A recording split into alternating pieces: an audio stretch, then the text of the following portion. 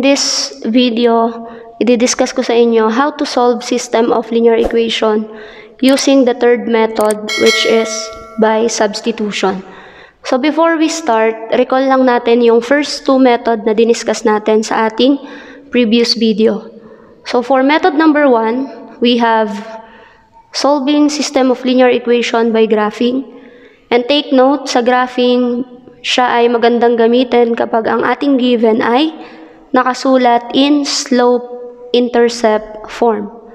While the second method, which is by elimination or addition method, siya naman yung method na maganda gamitin kapag ang ating given ay nakasulat in standard form or ax plus by equals c. Now, for our substitution method, which is the last method that we have, kailan ba siya maganda gamitin? So let us have an example. Now, observe our given in number 1. Ibig sabihin, mas maganda gamitin yung ating third method if ang ating given ay isang standard form and isang slope-intercept form. So this time, we will now use the substitution method. So paano ba mag-substitute? So when we say substitution method, that means meron tayong value ng isang variable or isa sa ating mga variable. Let's say this one, naka-equate siya into y. So we have the value of y, which is x minus 1. And then, isa-substitute lang natin siya sa ating another equation na nakasulat naman in standard form.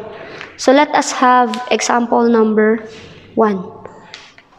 So instead of writing y, we will substitute the value of y, which is given in equation 2. So we have the first equation and the second equation. Ibig sabihin, let us substitute equation 2 in equation 1. So for solution, we have 2x minus 3 times, hindi ko na siya isusulat as y. Instead, gagamitin ko yung value ng y sa second equation na x minus 1 is equal to negative 1. Next is to simplify by distribution. So we have 2x, negative 3 times x is negative 3x. The negative 3 times negative 1 is positive 3 equals negative 1.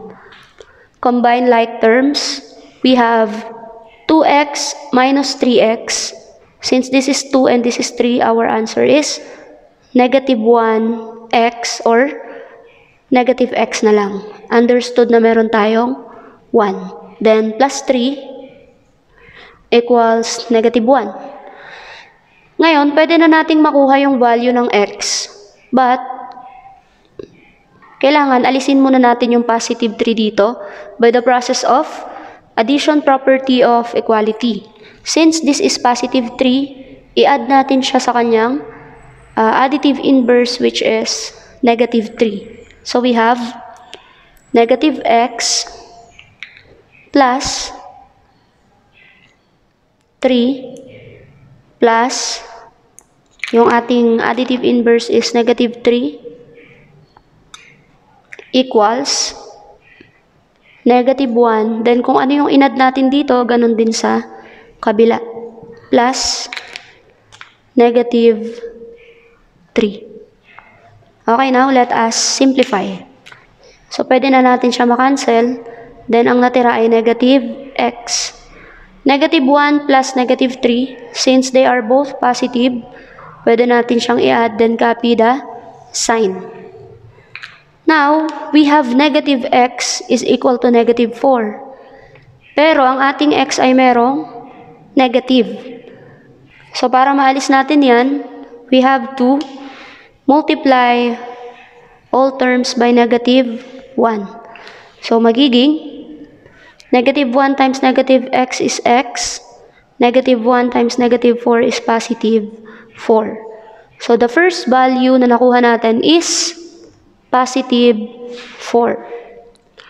Now, to get the value of y, substitute na natin ngayon yung 4 to any of the given equation. But I suggest, since ang ating second equation ay nakasulat na in slope-intercept form, which is naka-equate na sa y, para mas madali, dito na lang natin siya i-substitute. So using equation 2, we have y is equal to x minus 1, and x is 4, so papalitan ko ito ng 4. Y is equal to 4 minus 1. So the value of y is 4 minus 1 or 3. Now, meron na tayong solution. And yung solution natin is the value of x is 4, comma, the value of y is 3, or 4, 3. And to check that, pwede tayong mag-substitute ng value sa ating equation. So let us have equation 1. 2x minus 3y equals negative 1. X is 4, so 2 times 4 minus y is 3, so 3 times 3 equals negative 1. 2 times 4 is 8. Negative 3 times 3 is negative 9. So we have 8 minus 9 or negative 1. So the first equation ay nasatisfy natin using our solution. Let us try what about equation 2, which is y is equal to x minus 1. Our y is 3. So 3 is equal to, then our x is 4 minus 1. So 3 is equal to 4 minus 1 or 3. So nasatisfy din ang ating second equation. Ibig sabihin, our solution is correct. Let us have example number 2. So observe that in given number 2, binigyan ko kayo ng given wherein ang ating equation ay nakasulat both in standard form. So kanina sinabi ko na mas madali ang substitution if the given is written in standard form and slope-intercept form. But what if there is given equation or system of linear equation na nakasulat in both standard form and you have to solve that using the process of substitution. So this is the step-by-step procedure how to solve that, following the method given. So observe our given in equation 1 and equation 2. So this is our original given equation. So kapag ganyan ang case, pwede tayong mag-equate ng equation or mag-change ng equation into slope-intercept form. Pipili lang tayo ng kahit ano dito sa dalawang given natin. But I suggest, since ang ating equation na nakasulat in slope-intercept ay given as y is equal to mx plus b, piliin na natin yung equation na ang y ay walang coefficient. Kasi sa ating second, meron siyang 6. Dito ay wala. So let's change this first equation in slope-intercept form. So to change that, we have changed equation 1 into y is equal to mx plus b. So we have negative 5x plus y equals negative 2. Kailangan nating alisin yung negative 5x dito. So get the additive inverse, which is positive 5x. I-add natin siya both sides. We have negative 5x plus 5x. Then, copy lang natin yung y equals, kung ano yung in-add natin dito, i-add din natin sa kabila. Then, unahin na natin siyang isulat since we have mx plus b. So, 5x, then, minus 2. So, we have negative 5x plus 5x. Cancel na siya. Ang matitira ay y.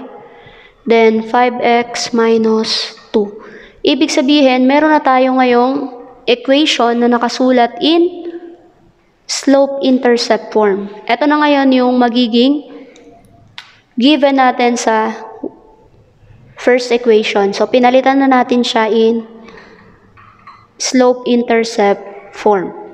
Now, we can now substitute equation 1 in equation 2. So, instead of writing y, pwede na natin ngayong gamitin yung value ng y dito na 5x minus 2. So, let us substitute. So, substitute equation 1 in equation 2. So, we have negative 3x